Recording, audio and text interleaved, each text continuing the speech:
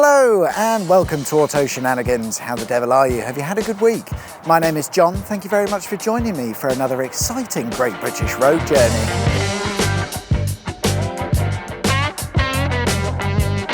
This week I've come to East Sussex, which is a county. And that's all I can tell you. If I scrape the barrel, it's got a coastline, a couple of castles, but I'm not convinced East Sussex has achieved or contributed all that much. I suppose we'll be finding out if that's the case, as today we're off on a journey through East Sussex, starting in Lewes and ending in Hastings. As always, to help navigate our way there, we'll be using a copy of my 1923 Michelin guidebook, period correct maps, and look, this road is called Cockshut Road. We begin in the not-so-big town of Lewes. Today it has a population of around 18,000, which hasn't really increased all that much over the last 100 years. According to my guidebook at the time, Lewes had a population of around 11,000.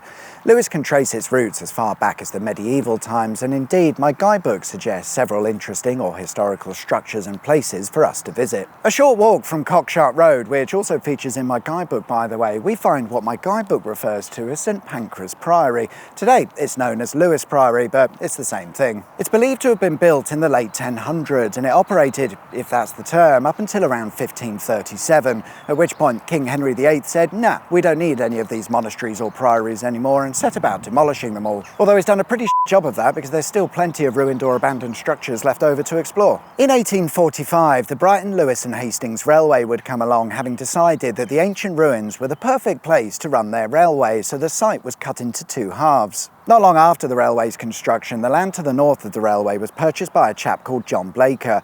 He already owned the land to the south of the railway, and in 1855 he constructed this tower, known as a prospect tower. It's not exactly clear as to why he built it. The most likely reason is because he could. At the time, structures like this were all the rage. Interestingly, whilst he was constructing the tower, he gained permission from the railway to build a tunnel underneath the railway, giving him private access between each part of his land. On the way out of Lewes, we passed by Southerham, a small hamlet and industrial estate. However, it was once home to some chalk and limestone quarries, the largest of which being Southerham Grey Pit, which covers an area of around 21 acres. It was called a grey pit because it was one of the few places where you could extract grey chalk, and apparently some of the exposed rock that we see today dates back to over 100 million years ago, and there are various fossils scattered around the site. The more recent remains of a railway siding can be found just by the entrance. This railway siding used to connect to the main line and run into the Southerham industrial estate to the north, where we would have found a lime kiln and related industry. Today the railway siding runs underneath the A26 and it's all that's left of that previous industry. From Southerham we'll be taking the A27 towards our next destination, which more or less follows the route of the old roads. It's quite nice round here it seems, and whilst you're enjoying the scenery, keep an eye out on your right as you approach Polegate and you might spot the Long Man of Wilmington. It's a 72-metre figure marked on the hillside of Windover Hill, and nobody seems to know why or how it got here. The earliest mention of this landmark dates back to around 1710, and it's believed that in those days it wasn't the white outline that we see today, and instead the lines could be made out as indentations in the grass, and it was known locally as the Green Man. The white outline wouldn't come until 1874, when the landmark was marked out using whitewashed bricks. During the Second Small Disagreement of 1939 to 1945, the whitewashed bricks were painted green so that it couldn't be used as a landmark by the enemy air force. In 2010, somebody painted a massive penis on it. Funny. Our next stop is the beautiful seaside town of Eastbourne. Eastbourne has got a bit of a reputation as being a town full of older people, but I'm not sure that's accurate. Oh, it is. Okay, well, Eastbourne is a town full of older people, and a lot of them, it seems. In the days of my 1920s guidebook, or the good old days as the local residents would call it, there were around 62,000 people living here, which is loads. Today, it's more at 102,000. My guidebook suggests that we might like to take a visit to see the Wish Tower. We've actually seen a similar structure like this before in Kent, and it's a defence structure that was built in the 19th century to help defend the country against the French, who had taken a bit of a disliking to us at the time. It's known as a Martello Tower, and it's one of 74 towers that were built around the south coastline.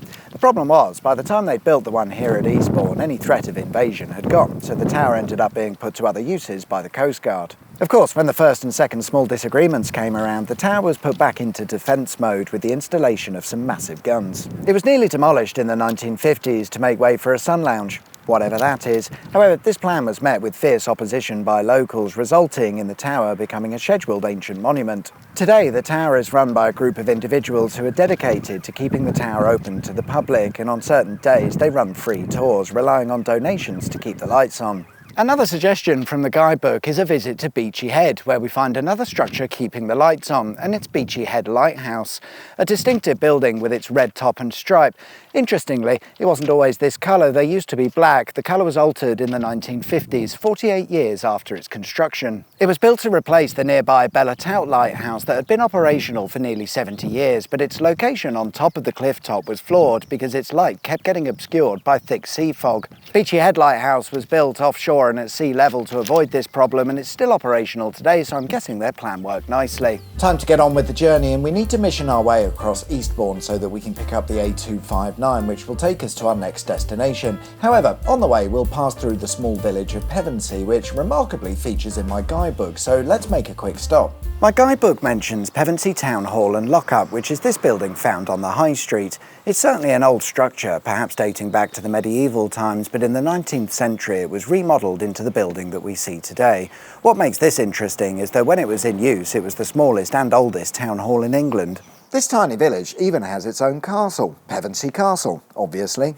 The castle we see today, like the old town hall, is of medieval origin. However, we notice surrounding the site is a large Roman wall, so is it Roman or medieval? A bit of both. The site was previously a Roman fort, built in around 290 AD. However, the Romans moved out in the late 400s, leaving the site abandoned for a few hundred years. In the year 1066, some guy called William the Conqueror would arrive and borrow the site for a while before heading off to Hastings to have a bit of an argument. It turns out the coastline at Pevensey Bay was largely undefended, and I guess they just came up the A259 and took over the fort's remains, although it's believed that the castle we see today was built a bit later in the 1200s. Speaking of the A259, we need to use it in order to get to our final destination, but as you leave Pevensey, the A259 runs along a new alignment when compared to the old road. Interestingly though, the vast majority of the old road is still in place. It's not quite an abandoned road because along its length there are various access points for farmers, but for everyday traffic it's no longer a usable road, but it still runs for 1.5 miles alongside its replacement, the A259.